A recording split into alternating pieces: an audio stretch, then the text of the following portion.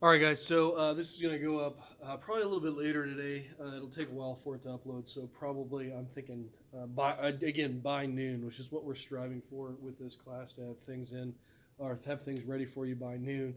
Do not that night or the following night. I guess the night after or the night after that. So this presentation, for example, will not be due tomorrow, but it'll be due Monday of next week. I will have a question in this presentation at some point here, if I can hopefully remember to do it, to kind of just encourage you guys. I'll give you some points for just watching this, so encourage you guys to watch it through. Some people didn't take advantage of that last one. I don't know if I put a grade in for that, but I absolutely will for this one. So please make sure that you guys are watching these videos. Um, uh, Guys, it's disheartening as a teacher. You guys could probably understand. It's upsetting when we're here in class and I got a couple of you guys that are snoozing or something like that. It's even worse when I'm going through the trouble of like recording it and putting it online, because that's a time consuming task. Okay, it'd be a lot easier for me just to talk to you guys in person and probably be a lot more fun too. But obviously the circumstances do not dictate that. For those of you who don't know, the governor did extend. I assume you guys all know this at this point, but he extended it out to a now 30-day self quarantine sort of thing. So we won't be back until basically after April. I think that it goes to April 30th. So basically, beginning of May is when hopefully I will see you guys again.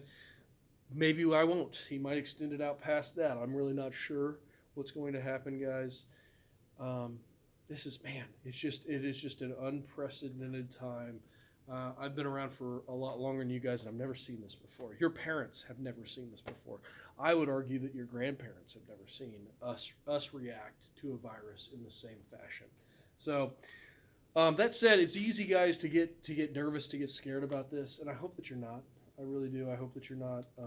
I'm not saying that this isn't a challenging time. I'm not saying that the virus isn't deadly. It absolutely is. It's killed, I think, 142 Illinois people, and that's devastating for them and their families.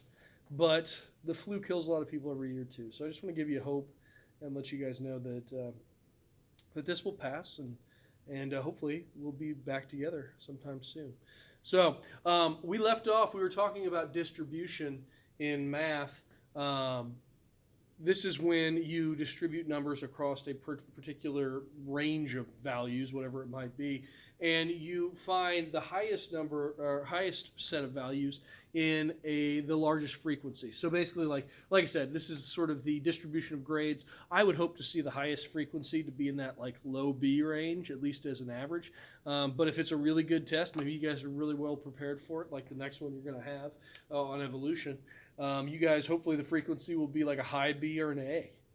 The highest frequency will be there. Now, a normal distribution is the tendency of values or numbers to cluster around the average value. So if my average for this next test is an 85, the largest distribution of numbers, the highest frequency of a particular number is going to be about 85. And that's where we get that bell-shaped curve. I'm not going to go through and draw it again because I did that last time. But this coincides with the idea of a gene pool. So a gene pool is all of the alleles in at one particular time in a population. Now, when we're talking about a gene pool, we have to say that this is only at one point in time, because like right now, every second that I'm speaking, lots of things are occurring around the world, and one of the things that's occurring is babies are being conceived and born. Okay, not even just born, but conceived is probably the most important part, because as soon as that sperm fertilizes with that egg, you get the creation of a new genetic gene pool. You get a contribution, excuse me, I should say, to the gene pool that is unique, that is new, that wasn't there before. Okay, so the gene pool is constantly changing. But if I could somehow like pause that and say, okay, no more consummation, no more procreation, everything's frozen for a moment, then our gene pool would be set as it is. Again, the gene pool is the combination of alleles in a population at any one point in time, and makes up the population's gene pool. So all of the alleles, and for those of you who don't remember, alleles are segments of a gene, but all of the alleles, a lot of times you can write these. Oh, man, It's not on. Let me get a Sharpie here. Not a Sharpie, an Expo marker. A lot of times you can write these as genomes. So let's say we're talking about brown hair, capital B, lowercase b. This person, the alleles that they have for their hair color is a dominant black or dominant capital B brown and a lowercase recessive blonde. So they are heterozygous for this particular Mendelian trait. Okay, so this is their, if you guys recall, their genotype. It shows their genes.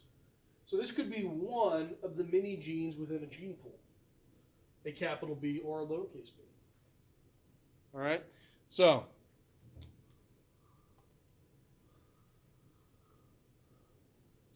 we as scientists want to understand basically the number of alleles in a gene pool. We want to study the frequency that we see, the distribution that we see these particular alleles. So let's say with hair, maybe you could only have a capital B, a lowercase b. I want to know how many of the dominant trait is in that gene pool, and I want to know how many of the recessive trait are in that gene pool. Okay, I want to know the frequency of the dominant trait and the frequency of the recessive trait. Again, frequency just means how many times you see it. How often that percentage occurs throughout the population. Now, here's the problem. If I wanted to know that, would it be easy to obtain that information? Of course not. Okay? When we're talking about humans, we're talking about, almost 8 billion people. Okay? When we're talking about a herd of zebra in the African desert or African landscape there, African savanna, we're talking about a huge number of zebra. It would be very difficult to go and categorize all of them. So it's hard to figure out the number of alleles in a gene pool. Okay, it's really hard to find their frequency. Now, I've said frequency several times, but I don't know if I've defined it yet, so I want to make sure you guys get this down. And guys, by the way, I know that I'm talking fast, okay, and we won't go super long necessarily into this. I try to give you guys try to break it down as much as I can. But you can always pause this. You can even slow my voice down if you really want to. There's a way to do that on YouTube.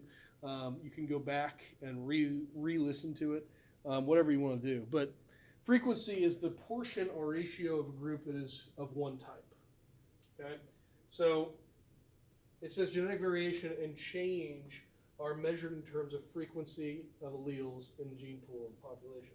So it's the proportion or ratio of groups of one type. So basically, again, if we want to find the frequency of the dominant capital B here, we would have to figure out how many, we'd have to find the ratio of that allele. So we'd have to figure out how many individuals actually carry or have that allele. Now, it's kind of easy if brown is the dominant, right? Let's say B stands for brown. This is, again, brown. This is blonde. This individual is going to have brown hair. Okay, if we're just talking about hair color. Now, hair color is not a Mendelian trait, so it's not going to be just 2 alleles. But just to make it simple, let's go ahead and use that as an example. The good news is I could figure out if they are carrying this allele, this capital B, by doing what? By just looking at them, right? Because if you're carrying a capital B, what color is your hair going to be? It's going to be brown. Okay, so I can look at you and I can say, okay, well, obviously you have brown hair, which means that you're going to have that capital B. Now, here's another problem, though. Okay, you could be heterozygous, but you could also be homozygous. Now, I can look at a person and I can know that they're carrying that capital B, but do I know if they're carrying 2 capital Bs?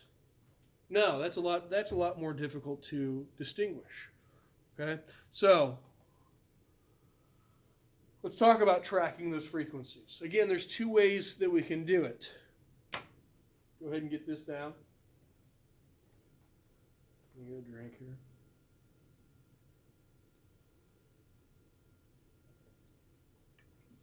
So we want to figure out in a population how many of these capital Bs for brown hair there are, how many capital B alleles, how many lowercase b alleles for blonde hair.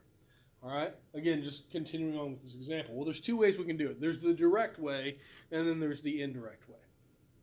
All right. The direct way is to detect and count every allele in an individual. And again, how would you do that? Well, I would go to an individual and I would say, I'd have like a little list of questions, and I would say, okay, you are a individual of this species, check. You have what color hair? It's brown. Okay, so you carry the dominant allele. I don't know if it's homozygous dominant or if it's heterozygous dominant, but you carry that capital B. Okay, that's the direct way. It's going in and counting every allele in every individual. Here's the problem with that. Again, we have almost 8 billion people on the earth. Would it be easy for us to do this? It would be not horrible. I mean, you could probably do it if you spend enough money. You could probably like send a mailer out to every person in the world and ask them, you know, or you could send out like something online, but there are some places that don't have internet. So would it be a challenge? Absolutely. Could you do it? Probably. What if you wanted to find out the allele frequency of frogs in Illinois? Can't send out a mailer for them. Okay, leopard frogs, just as an example, we'll use that species. They're not going to get online and take your survey.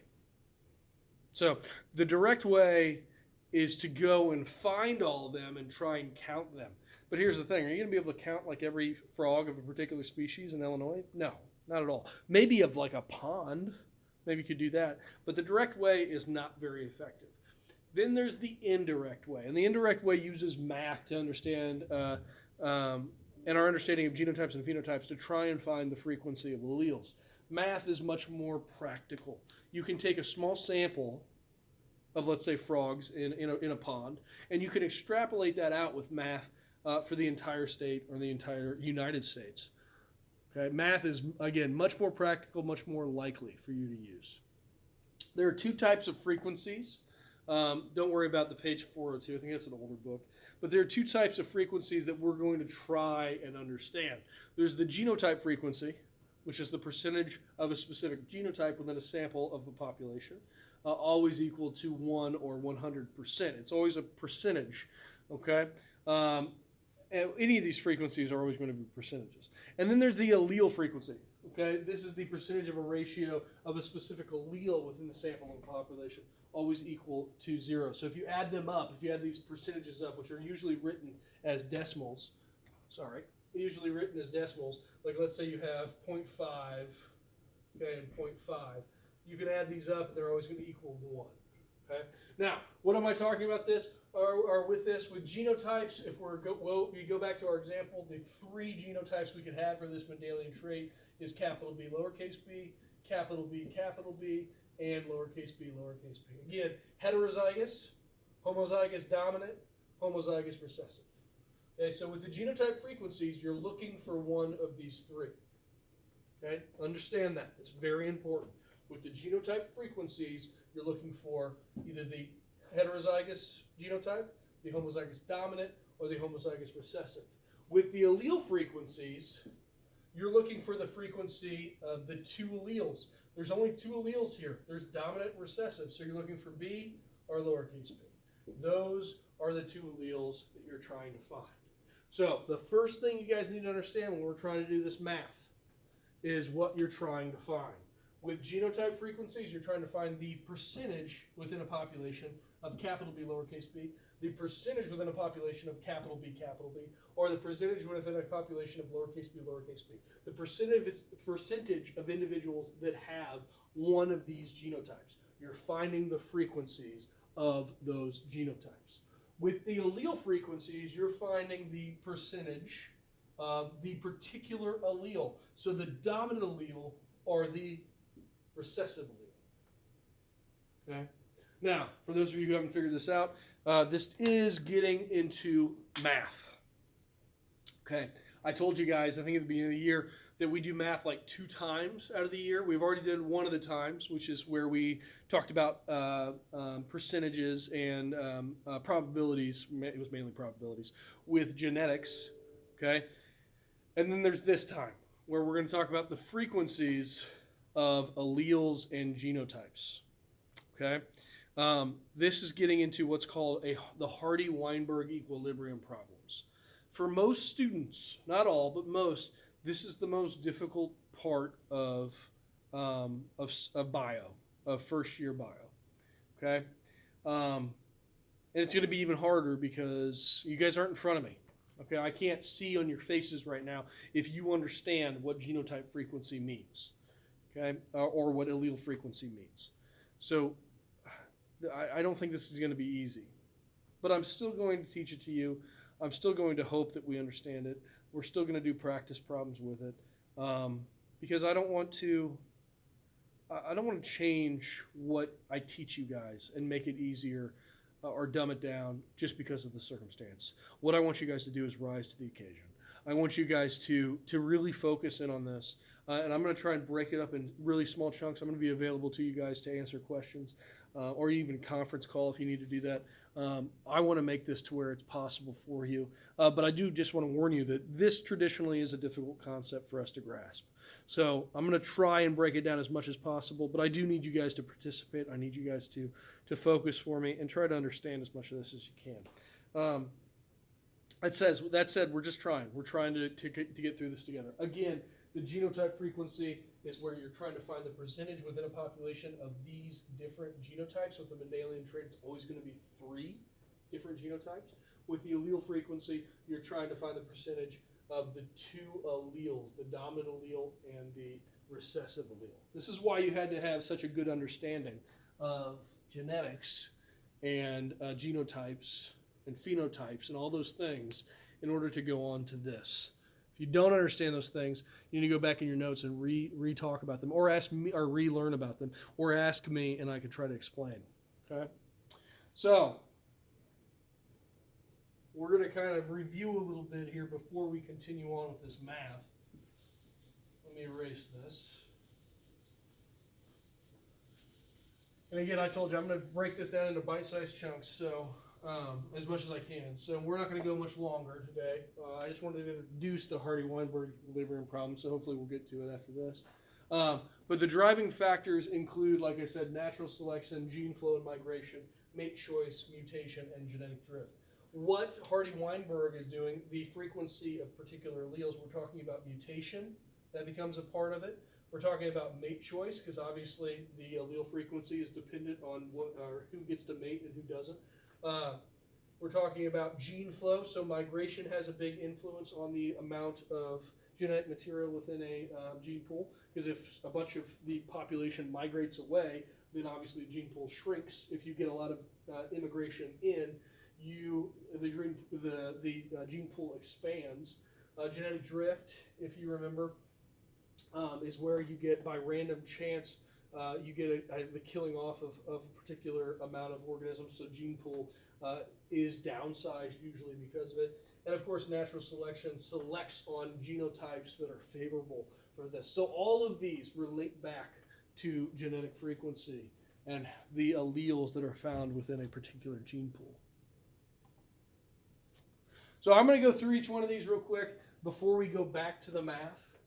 But I just want you guys to have this, okay? Because I asked you guys to do that little project, that presentation, but we haven't went through each one of these.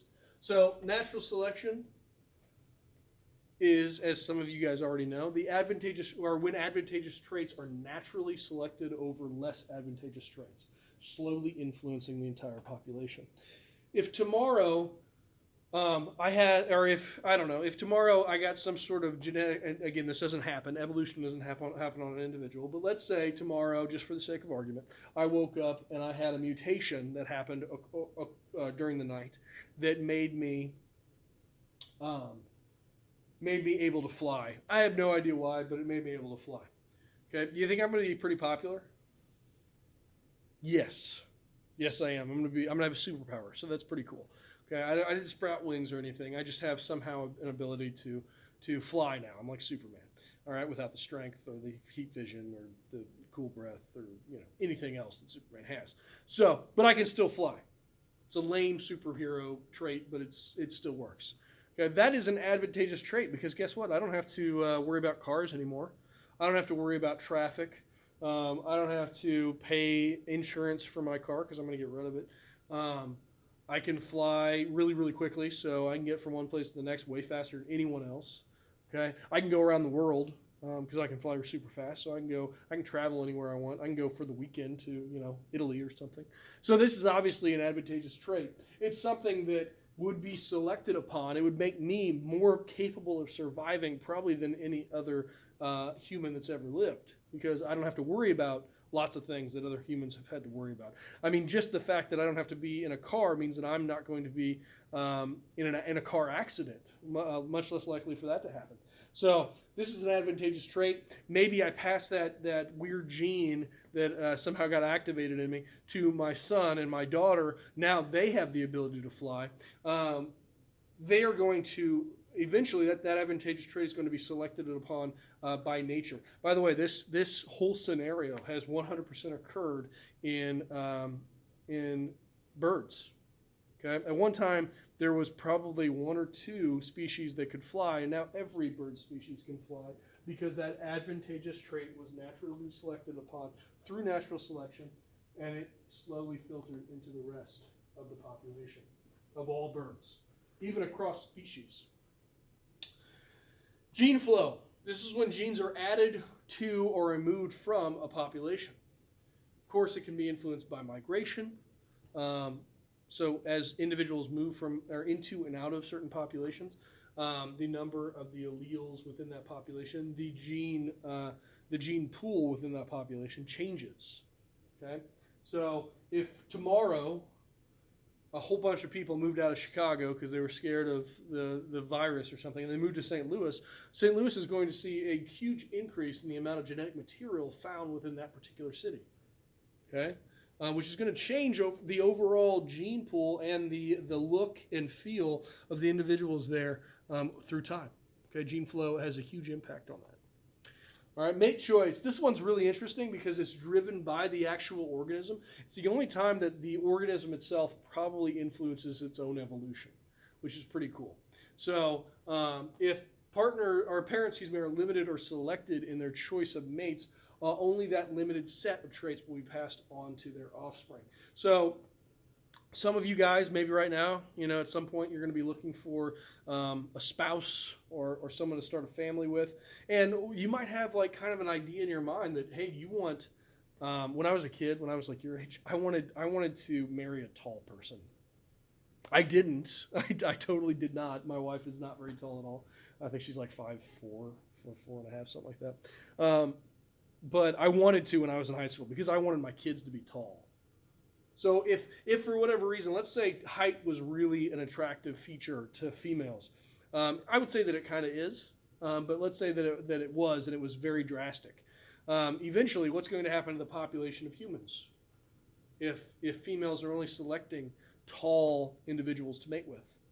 Eventually, over time, they're going to produce offspring that are all taller. So as a whole, our population is going to increase in height. And actually, again, just like we did, I said, with the birds and flight, we've seen this in nature. As a whole, humans are taller than they were 100 years ago, okay, on average. And that is because it seems that females select for tall males when they mate. So another thing, so that is one of the few things that we are in control of. Mutation is something that we are completely out of control of. So mutation, or the random alteration of genetic material, that's a review because we've already talked about mutation in the past, can change the number and types of alleles from one generation to the next through random chance. Okay, so basically mutation is just the unlikely possibility that we're going to have a beneficial mutation within our genetics. Again, that is very rare, but it does happen rarely, but on occasion.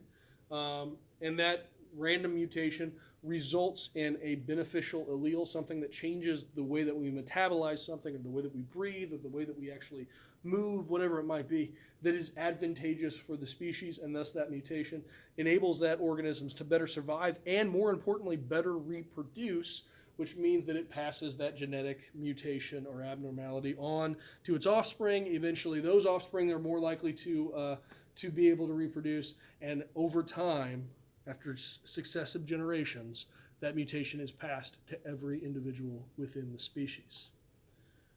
Genetic drift are chance events that cause rare alleles to be lost from one generation to the next. seen more often in small generations. Again, let's say you have an individual with red hair, okay, or a bird that's red in color. But because of that red color, that's a very unique.